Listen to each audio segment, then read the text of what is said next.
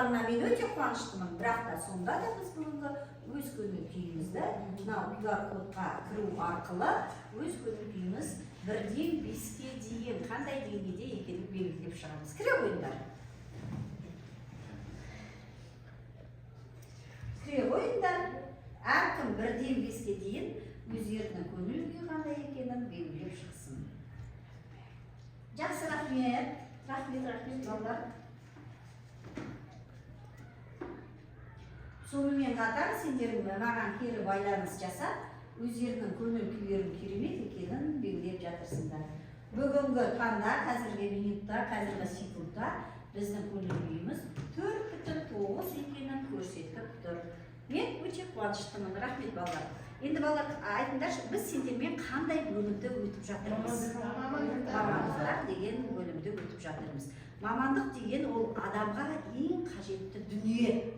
Өйткені біз бүгінгі таңда ертең сендер 10-11 бітіргеннен кейін қандай мамандық иесі болғыларың келеді, соған байланысты сендердің өмірлерінде дамиды. Сондықтан да балалар, қазір біз сабағымызды бастамай тұрып, біздің бүгінгі сабағымыздың тақырыбы ең жақсы мамандық деп аталады. Және бүгінгі сабақта біз не істеуіміз керек? Біз сендермен жаңа сөздермен танысамыз, ол сөздерді пайдаланып, сөз тіркесін құраймыз, сөйлем құраймыз, және де өзіміз әдетке айналдырған жоба мәселесінде бүгін қолға алатын боламыз. Міне, бүгінгі біздің алға қойған мақсатымыз сондай екен. Ондай болса, балалар, біз сендермен мынау QR кодқа кіріп, қандай мамандықты білесіңдер деген сұраққа жауап беріңдер. Бірінші жауап келді, әрине қатемен жазылған, бірақ ештеңе етпейді.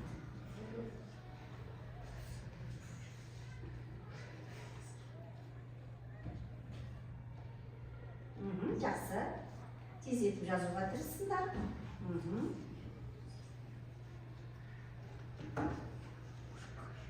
Өте жақсы. 7 баланың жұмыс істеп отырғанын көреміз, қалған балаларға қосылыңдар.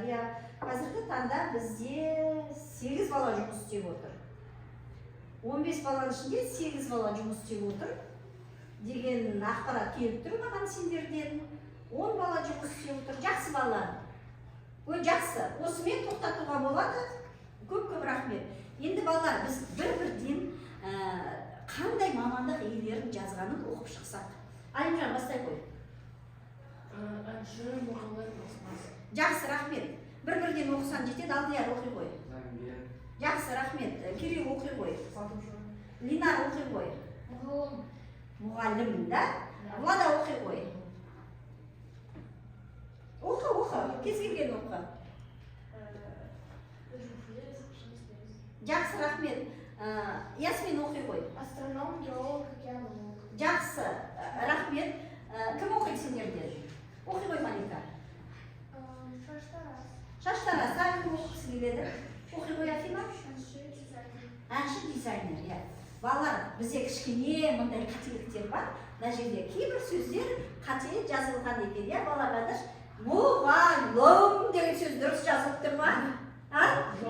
Неге? Мұғалім болу керек, біздің соңғы буынымыз жіңішке болатын.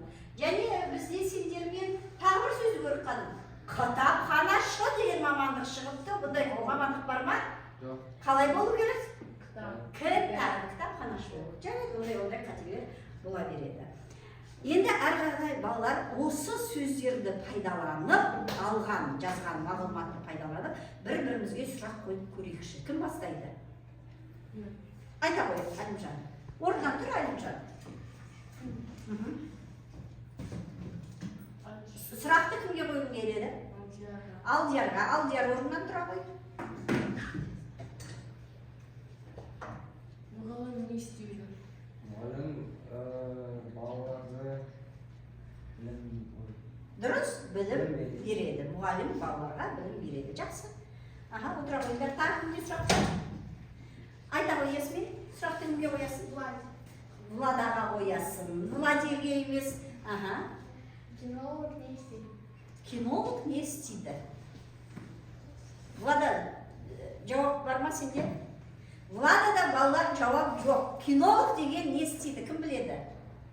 Кинолог деген мамандық бар екен, ол не істейді? Аха. Ол жануарлар Көмектеседі. Кинолог деген жануарларға көмектеседі. Жауап дұрыс па? Иә. Дұрыс. Тағы не сұрақ бар? Тағы сұрақ қойғысы келеді балалар? Тағы айта қой, Влада, кімге сұрақ қоясың? Софияға сұрақ қояды ата. Дәрігер қайда жұмыс істейді? Дәрігер қайда жұмыс істейді? София тұра ғой. София жауап бар ма?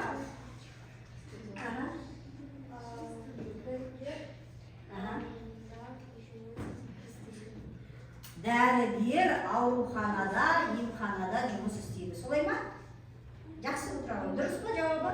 Қанағаттандың ба? Қанағаттанса, жақсы, рахмет, отыра ғой. Балалар, біз әрі қарай сендермен бірге жұмыс істейміз. Бүгінгі біздің сабағымызда бірнеше жаңа сөздер бар екен. Қазір мен сендерге таныстырып өтейін, бірақ та ол сөздердің бәрі сендердің телефондарында QR-код арқылы кіргенде көрініп тұр, иә? Сәйкес деген сөз бір нәрсеге лайық, дұрыс келетін деген мағынаны білдіреді екен. Қаржыгер деген сөз ақшамен, қаржымен жұмыс істейтін маман иесі екен. Сұраныс деген сөз адамдардың бір нәрсеге деген қажеті немесе талабы деген мағынаны білдіреді екен. Заңгер деген сөз заңды білетін және заң бойынша жұмыс істейтін маманды айтады екенбіз. Дінтанушы деген бар, діндерді зерттейтін маман. Теолог деп атап жүрміз бүгінгі күнде. Оқытушы деген адам бар, ол кім? Мен, иә? Оқытушы. Мұғалім, ұстаз деген сөздің синонимі балаларға немесе студенттерге білім беретін адам. Бағдарламашы деген бар, бүгінгі күнде сұранысқа ие мамандықтың бірі. Яғни ол компьютерде арнайы бағдарлама жасайтын адам екен. Енді балалар, осы сөздерді пайдаланып, сөз тіркесін құрайықшы. Иә, өздерің телефондарында жұмыс істейсіздер, ол біздің жалпы ортақ тақтамызға шығады. Кіріңдерде сөз тіркесін сөйлем құрайық ойындар балалар. Тез-тез жұмыс істеу керек.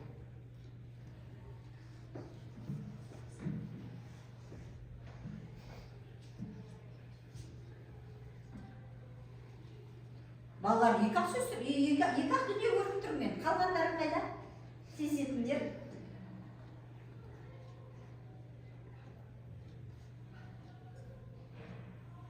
Шақ бала жұмыс істеді балалар. Қалғанымыз қайда? Алдияр, сен кірамай отырсың ба? Жарайды, ештеңе.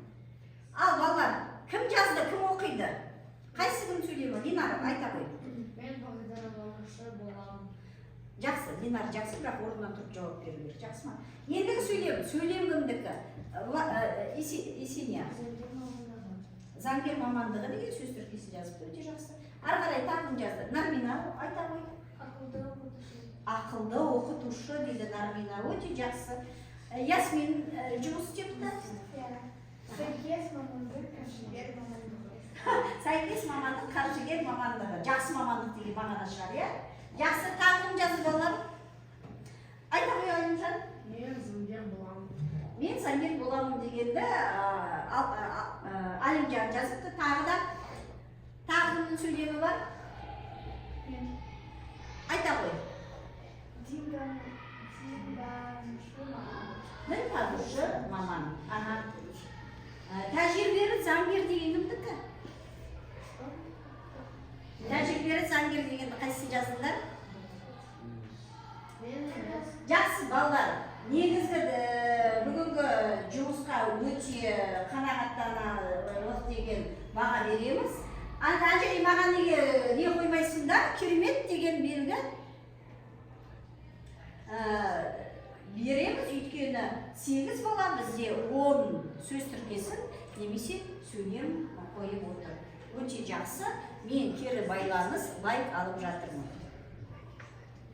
Біз әрі қарай өз жұмысымызды жалғастырамыз. Қазір біз сендермен бұл кім деген сұраққа жауап береміз. Қалай ойлайсыңдар? Сендердің алдарында кім? Бұл бағдарламашы. Бұл бағдарламашы дейді. Жақсы, тағы да жауап бар ма? Бұл мұғалім. Әлімжан бұл мұғалім деп ойлайды. Тағы жауап бар ма? Жоқ, жақсы. Иә, балалар бұның алдында компьютері тұр, бұл бағдарламашы. Бірақ та мұғалім деген сөзбен де келіседі, өйткені мұғалімдер да жиі осындай жұмыс атқарады. Ал балалар, сендерге ендігі сұрақ, ал мынау кім? Айта қойма мұқа? Юрист дейді балалар, қазақша қалай қазақша? Иә, әрине, бұл заңгер, иә. Бұл судья. Иә, ол сот болуы мүмкін, иә. Бұл адвокат болуы мүмкін, иә. Негізі сөз. Балалар, мынау кім?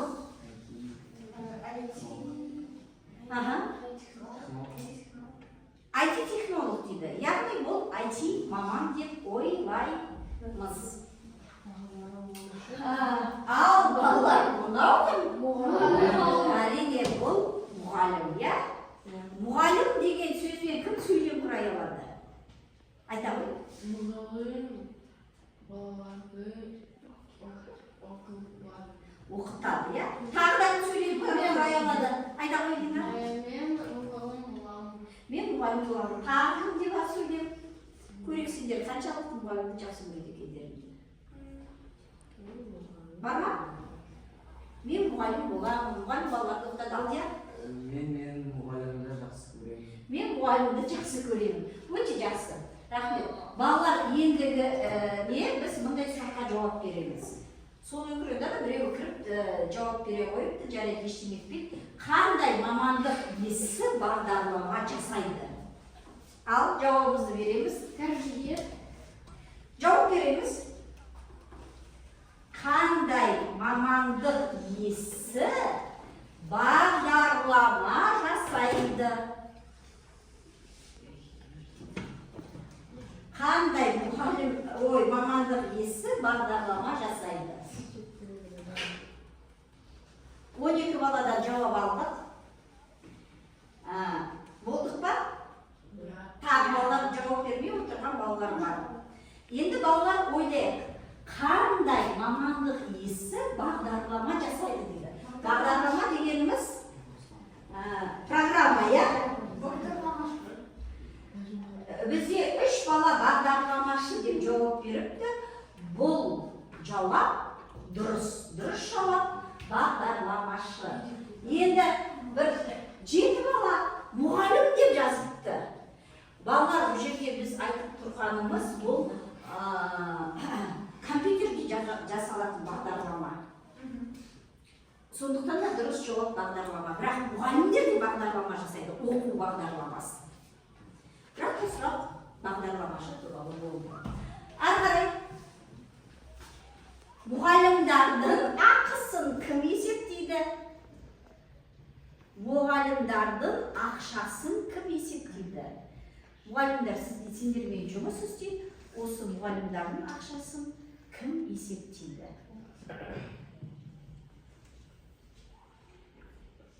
Жақсы балалар, 11 бала жауап берді бүгін қазіргі таңда.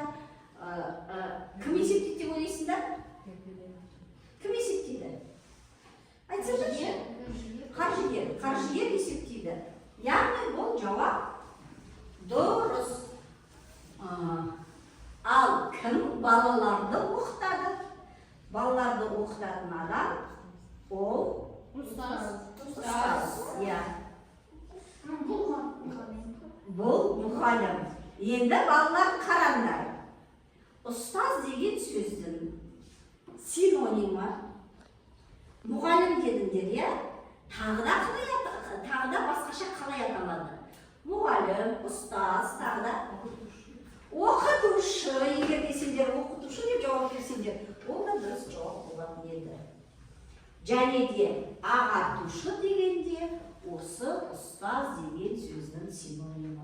Бұл жерде барлық жауап қандай? Дұрыс. Жауап дұрыс. Жақсы балалар. Енді біз мынандай тақырыптың төңірегінде жұмыс істейміз.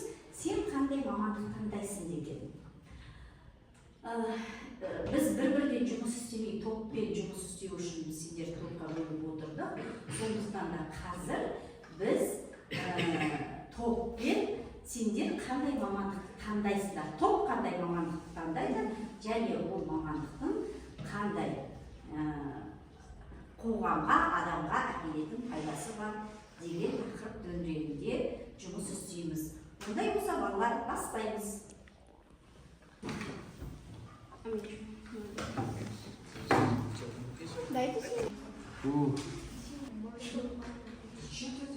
Балалар, біз жұмысымызды істеп болса, бірінші болып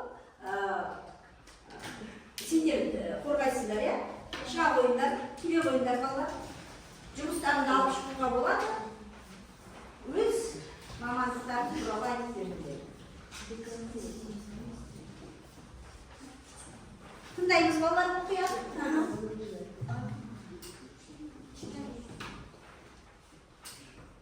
Айта қойыңдар. Адамдарға көмектесуге келген адамдарға емдейді. Өмірін сақтайтыны бұл өте маңызды жұмыс. Қоғамдағы көмектерді адамдар сыйлайды және үміттейді. Әртүрлі бағыт таңдауға болады. Ғылым мен тәжірибе үнемі беріледі. Дәрігерлер әртүрлі мамандықтарға бөлінеді. Терапевт, хирург, педиатр, физиолог. Дәрігер адамның денсаулығын тексеріп, аурулардың емдейтін маман. Ол науқастарға көмек көрсетіп, дәрі жазып береді және дәрігер бұл медициналық білімі бар адамдардың денсаулығын сақтаумен және қалыпына келтірумен айналысатын маман. Жақсы рахмет. Жақсы рахмет. Жақсы жеткілікті деп ойлаймын. Яғни сендердің таңдағандарың дәрігер мамандығы, иә? Жақсы рахмет, отыра қойыңдар. Ары қарай балалар қай топ шығады? Үшінші топ дайынсыңдар ма? Шыға қойыңдар. Шыға қойыңдар. Маликалина, Алена, София, Афина. Шыға қойыңдар, балалар бір адам қорғаса жеткілікті. Мен сендердің топ болып жұмыс істеп отырғандарыңды көрдім. Қаттырақ оқышы, Малика, естиін. Дәрігер адамдардан құтылған қорғайтын маңызды мамандық. Олар заңды сақтауға көмектеседі. Адам шешім қабылдайды және қоғамдағы тәртіпті қамтамасыз етеді. Жақсы, яғни сендердің таңдаған мамандықтарың заңгерлік, иә? Жақсы, жеткілікті балалар. Жеткілікті, Афина, рахмет, жеткілікті. Полиция қызметкері қауіпсіздікті сақтайды, оларға қажетті. Жақсы, отыра қойыңдар. Ребята, вам же говорят по QR-коду. Что сиди? Қандай QR-код? Ана балақайды кіргізіңіз. Ребята, подождите. Зайди. Садись, быстрее, быстрее. Все, начинаю. Раз, два, три. Балалар, мен сендердің жазғандарыңды көріп тұрмын, сондықтан да кейбір балалар өздерінің таңдауы туралы айтып шықсын. Кім айтады балалар? Айта қой, Ясмин. Жоқ, тұрып айтсыншы.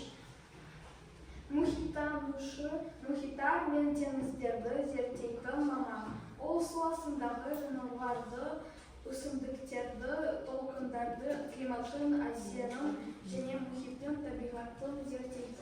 Яғни сен мұхиттанушы болып келеді, иә? Өте жақсы. Так, ары қарай тағы кім оқиды? Влада айта ғой, сен кім болғың келеді? Мен өзімде адамдарды да суреттені ұнатамын. Жақсы актер, танымал жұлдыздарға макияж жасайды. Визажист жергілікті ақша табады. Жақсы, өте жақсы. Бұларда көп ақша тапқысы келеді екен. Рахмет. Тағы Алдияр айта ғой. Алдиярдың жауабы қайда екен? Мен полиция қызметкері таңдаймын. Бұл маңызды әрі жауапты мамандық. Мен елімнің қауіпсіздігін қорғап, заңның сақталуын қалаймын. Жақсы, өте жақсы. Тағы да айта қойғанға? Аспаз заңдар тамақ дайындады, ол адамдарды қуантады. Аспаздың жұмысы өте маңызды. Жақсы, жақсы, рахмет. Бізде Алимжан да полиция болғысы келеді екен, Ярослав дизайнер болғысы келеді екен, мынау кім екенін түсінбедім, ветеринар болғысы келеді екен, Алена заңгер болғысы келеді екен. Сонда біздің сабағымызда бүгін әртүрлі мамандықтар туралы әңгімелеген құрдық, иә? Сонымен балалар айтыңдаршы, қандай мамандық ең жақсы мамандық?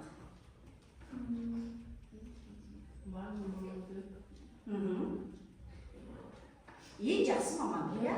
Мамандықтың барлығы өзінше жақсы мамандық деген бүгінгі біз сабақтың шешімін жасадық, нүктесін қойдық. Яғни Данагүл Өкенова үшін мұғалімдік мамандық жақсы деп ойлаймын мен, иә? Бізде Ясмин мұхиттанушы мамандық жақсы деп ойлайды, бізде ұлдар полиция қызметкері жақсы деп ойлайды, визажист жақсы деген, заңгер болу жақсы деген әртүрлі тақырып төңірегінде біз сендермен сөйлестік. Ондай болса, балалар бүгінгі сабаққа белсене қатысқан оқушыларға баға қойылады.